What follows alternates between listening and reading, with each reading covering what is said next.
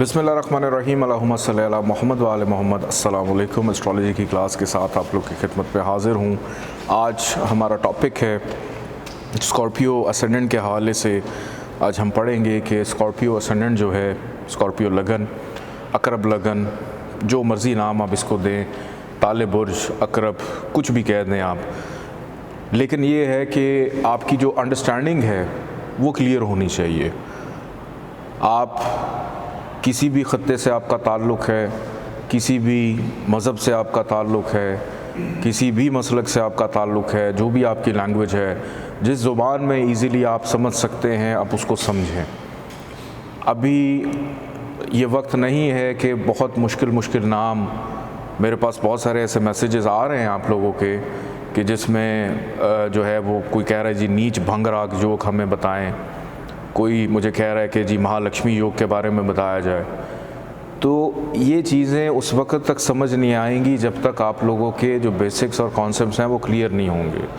मैं ख़ुद अभी तक सीख रहा हूँ, मैं ख़ुद अभी तक समझ रहा हूँ। एस्ट्रोलॉजी इतना वास्ट नॉलेज है कि आप इसमें जितना ज़्यादा इसकी गहराई में चले जाते हैं उतना ज़्यादा आप इसमें डूबते चले जाते हैं। नाम याद करना किसी को इम्प्रेस करने के लिए ये मकसद नहीं है। मकसद ये है कि आपको जो फॉर्मूला है वो आपकी समझ में आ जाए। आपको सर दर्द की दवाई का नाम भले याद हो या ना हो, लेकिन उसका पत्ता देखकर या उस मेडिसिन को देखकर आपको पता ये चल जाए कि ये गोली मेरा सर की जो दर्द है वो दूर करेगी। तो आपका फ़िलहाल ये कॉन्सेप्ट होना चाहिए, इसको बार बार सुनते रहें, रटा ना लगाएं, याद ना करें, समझें, उस फार्मूले को समझें जिस फार्मूले के तहत ये चीज़ें ड्राइव हो रही हैं। स्कॉर्पियो असेंडेंट स्क्रीन पर इस वक्त आप देख सकते हैं, लिखा हुआ है नंबर 8। नंबर 8 का मतलब है स्कॉर्पियो, कि इस जायचे की जो मेन कंट्रोलिंग पावर है वो है स्कॉर्पियो के पास, जिसका लॉर्ड प्लैनेट है मार्स। और स्कॉर्पियो ने इस जायचे के अंदर 2 घर अपने पास रखे हैं, एक पहला घर और एक जायचे का छठा घर नंबर 1 जहाँ पे लिखा हुआ है, ये भी इसके पास है। अब मार्स जो है वो एरीज़ के लिए ख़ास है, लेकिन स्कॉर्पियो के लिए इतना ख़ास नहीं है। हुक्मरानी एक नहस घर के पास, ख़ास वाले की जो है वो नहस के पास है। लेकिन एक चीज़ हम अपने जहन में हमेशा रखें कि जो असेंडेंट होगा वही सबसे ज़्यादा ताकतवर होगा, उसी की अफादियत ज़्यादा होगी, उसी की कंट्रोलिंग पावर ज़्यादा होगी, उसी की अथॉरिटी ज़्यादा होगी, चाहे वो ख़ास हो चाहे वो आम हो। जो असेंडेंट है वो ही सबसे ज़्यादा मेन होगा। तो मार्स इस जायचे के अंदर चूँकि रूलिंग प्लैनेट है, जहाँ जाएगा, जहाँ बैठेगा वहाँ फ़ायदे देगा। सबसे अच्छा सियारा इस जायचे में मार्स ही बन जाता है। लेकिन अगर जायचे का कप्तान किसी नहस घर में चला जाता है, किसी ख़राब घर में चला जाता है, अब एक चीज़ आपके जहन में आएगी कि एक नहस घर इसका अपना ख़ुद भी है, अगर ये बाय बर्थ छठे घर में ही पड़ा हो तो फिर क्या करेंगे? तो इस सवाल का जवाब मैं आपको तब दूंगा जब हम प्लैनेट्स की डिवाइडेशन को पढ़ना शुरू करेंगे, उनकी प्लेसमेंट्स को पढ़ना शुरू करेंगे। अभी आप सिर्फ इतना नोट कर लें कि जायचे के अंदर जो सबसे अच्छा प्लैनेट है वो मार्स ही है। नेक्स्ट हाउस की जानिब बढ़ते हैं कि देखते हैं कि मार्स ने आगे बढ़ के किस किस को क्या दिया, दोस्ती दुश्मनी निभाते हुए। जायचे का दूसरा घर और जायचे का 5वां घर, नंबर 9 और नंबर 12 जहाँ पे लिखा हुआ है। 9 का मतलब है सेजिटेरियस, 12 का मतलब है पाइसेस। इन दोनों की जो लॉर्ड प्लैनेट हैं, इन दोनों के वो है जुपिटर। जुपिटर गुड प्लैनेट्स और बैड प्लैनेट्स के थ्योरी के मुताबिक मार्स और जुपिटर ये दोनों आपस में दोस्त हैं, फ्रेंडली हैं। और जुपिटर जो है इस जायचे के अंदर एक पॉजिटिव प्लैनेट होगा, 2 अच्छे घर लेकर बैठा है, फाइनेंस का भी, औलाद के सुख का भी, मोहब्बत का भी और अक्ल भी लेकर बैठा है। इंसान की अगर अक्ल देखनी हो कि इंसान कितना अक्लमंद है, कितना ज़हीन है, तो 5वें घर से देखते हैं, असेंडेंट से नहीं देखते। 5वां घर होता है, 5वां घर दिमाग है, लेकिन उस दिमाग के अंदर जो अक्ल है, जो इल्म है, जो नॉलेज है, जो फ़न है, जो मालूमात का ज़ख़ीरा है, उसकी जो ज़हानत है, जो उसकी छठी हिस्स है, उसकी जो काबिलियत है, जो वो सीखता है, समझता है, वो क्या शऊर रखता है, क्या इदराक रखता है, वो सारी की सारी चीज़ें पाँचवें घर से मंसूब होती हैं। तो किसी की ज़हानत का अगर आपने मुआवजा करना हो तो आप उसका पाँचवां घर स्ट्रेट अवे देख सकते हैं कि बंदा कितना ज़हीन है, फ़ायदा देगा नहीं देगा, या सिर्फ गप्पे मारेगा मेरी तरह। आगे बढ़ते हैं जायचे के तीसरे और फोर्थ हाउस की जानिब। अच्छा, जुपिटर जो है इस जायचे के अंदर एक फ्रेंडली प्लैनेट है, जहाँ बैठेगा, जहाँ देखेगा वहाँ पे फ़ायदा ही देगा, नुकसान नहीं देगा, माँ सिवाय उसके ऊपर कोई थ्योरी अप्लाई हो जाए या वो ख़राब हो जाए, किसी नहस घर में जाकर बैठ जाए तो फिर वो ख़राबी देगा। अदरवाइज़ जुपिटर इस जायचे के लिए फ्रेंडली है। जायचे का तीसरा घर और जायचे का चौथा घर। थर्ड हाउस फजूल की मेहनत, फोर्थ हाउस ज़हनी सुकून। कि एक तरफ ज़िम्मेदारियां भी दे दी सैटर्न को, नंबर 10 और नंबर 11 जहाँ पे लिखा है, 10 का मतलब है कैप्रिकॉन, 11 का मतलब है एक्वेरियस, दोनों का लॉर्ड है सैटर्न। कि एक तरफ उसने दे दी उसको ज़िम्मेदारियाँ, रिस्पॉन्सिबिलिटीज़, और दूसरी तरफ क्या दे दिया, घर का सुख, ज़हनी सुकून, केंद्र का हाउस। अब मार्स और सैटर्न ये दोनों एंटी हैं, दोस्त नहीं हैं, लेकिन सैटर्न को मार्स ने एक केंद्र का अच्छा घर दिया हुआ है कि अपना सुकून दे दिया, जहाँ पर उसने सोना है, जहाँ पे उसने रहना है, जहाँ पे उसकी परवरिश है। माँ है चौथे घर में, क्या अपने माँ के मुखालिफ हो सकता है कोई, या माँ किसी अपने बच्चे के मुखालिफ हो सकती है, चाहे वो जितनी भी जालिम क्यों ना हो। तो चौथा घर एक अच्छा घर, केंद्र हाउस ज़ुहल को मिला है। तो ज़ुहल इस असेंडेंट के अंदर एंटी नहीं होगा, ज़ुहल इस जायचे के अंदर न्यूट्रल है, न्यूट्रल बिहेव करेगा और असेंडेंट को नुकसान नहीं पहुंचाएगा, क्योंकि माँ समझा सकती है, माँ डांट सकती है, लेकिन माँ जुल्म नहीं कर सकती।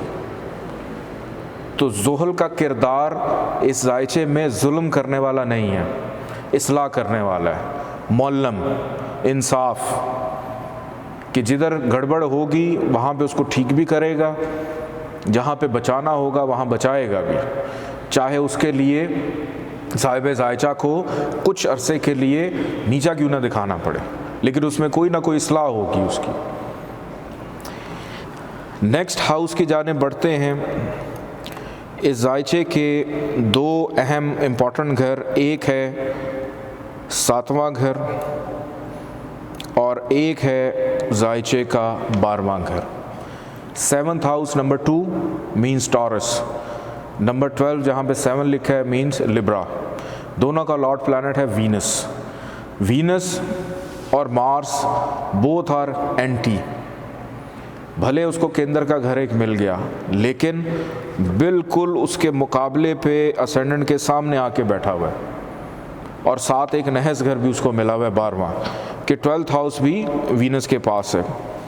तो इस असेंडेंट के अंदर वीनस जो है वो कभी भी फ्रेंडली नहीं होता, कभी भी दोस्त नहीं होता, हमेशा प्रॉब्लम्स देगा।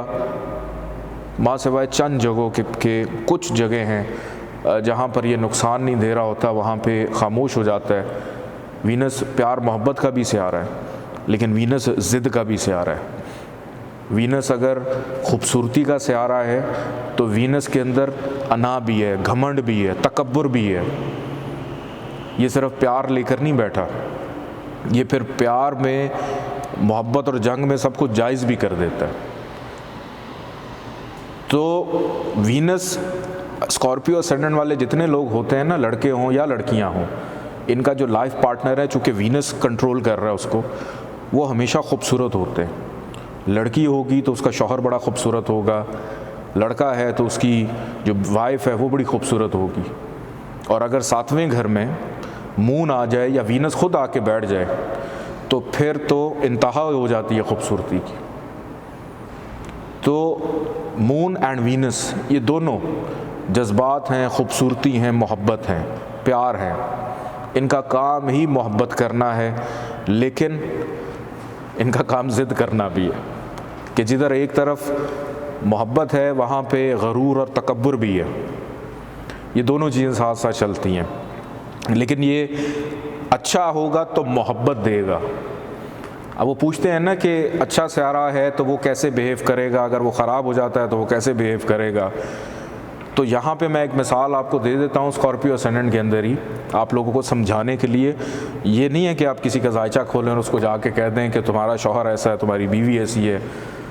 तो अब यहाँ पे ये है कि स्कॉर्पियो असेंडेंट और वीनस बिल्कुल ऑपोजिट, कि जीवन साथी जितना मर्ज़ी खूबसूरत मिल जाए, लेकिन कहीं ना कहीं किसी न किसी वजह पे आपको उनकी ज़िद के नीचे घुटने टेकने पड़ जाते हैं। अगर वीनस यहाँ पे अच्छा होगा, यानी अगर 7th हाउस में ही है, अपने ही घर में बैठा है, या उसको विपरीत राजयोग मिल जाता है। अगर वीनस 6ठे में चला जाए, वीनस अगर 8वें में आ जाए, वीनस हबूत का हो जाए, अगर वीनस जाके बैठ जाता है जायचे के 11वें घर में, नंबर 6 जहाँ पे लिखा हुआ है, वहाँ हबूत का नीच का हो जाता है, तो यही खूबसूरती वबाल जान भी बन सकती है कि शादी से पहले किसी के लिए ख़ुद को मरने मारने के लिए तैयार थे, लेकिन बाद में मिजाज ही नहीं मिल रहे, तो इतनी ख़राबी भी हो सकती है। नेक्स्ट आगे बढ़ते हैं जायचे के 8वें घर की जानिब और जायचे के 11वें घर की जानिब। नंबर 3 जहाँ पे लिखा हुआ है जेमिनी, 6 जहाँ पे लिखा हुआ है वर्गो। दोनों का लॉर्ड प्लैनेट है मरकरी। मरकरी की स्कॉर्पियो असेंडेंट के साथ बिल्कुल भी दोस्ती नहीं है, कि मरकरी सबके साथ दोस्ती रखता है सिवाय मून और मार्स के। और मरकरी के पास इस जायचे में एक नहस घर भी है, एक 11वां घर भी है। तो मरकरी कभी भी जायचे में अच्छी परफॉर्मेंस नहीं देता, सिवाय चंद जगहों के, कुछ जगहों के।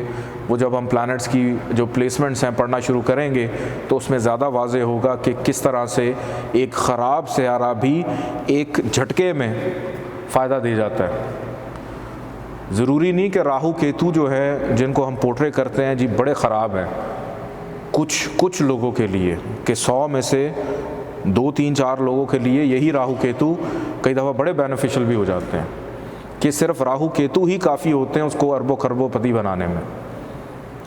तो ये डिपेंड करता है इनकी प्लेसमेंट के ऊपर, इनकी पोजीशन के ऊपर।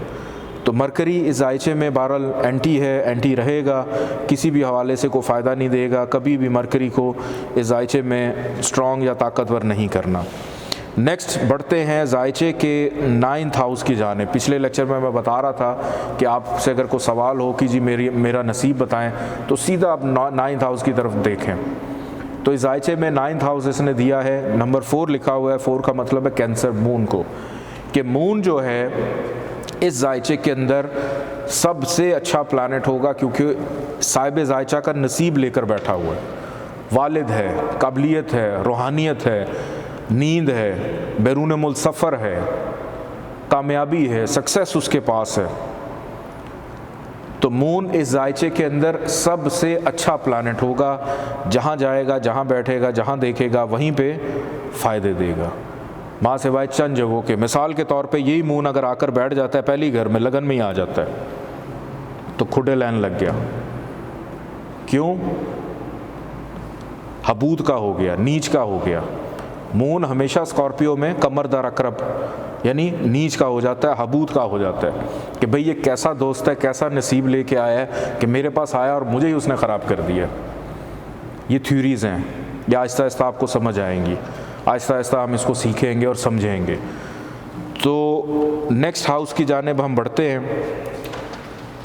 जायचे के 10वें घर की जानिब, नंबर 5 जहाँ पर लिखा हुआ है। 5 का मतलब है लियो, कि जायचे का इम्पॉर्टेंट घर, केंद्र का हाउस, औतात का घर, शम्स के पास है, और शम्स और स्कॉर्पियो असेंडेंट का जो लॉर्ड है मार्स, दोनों फ्रेंडली हैं।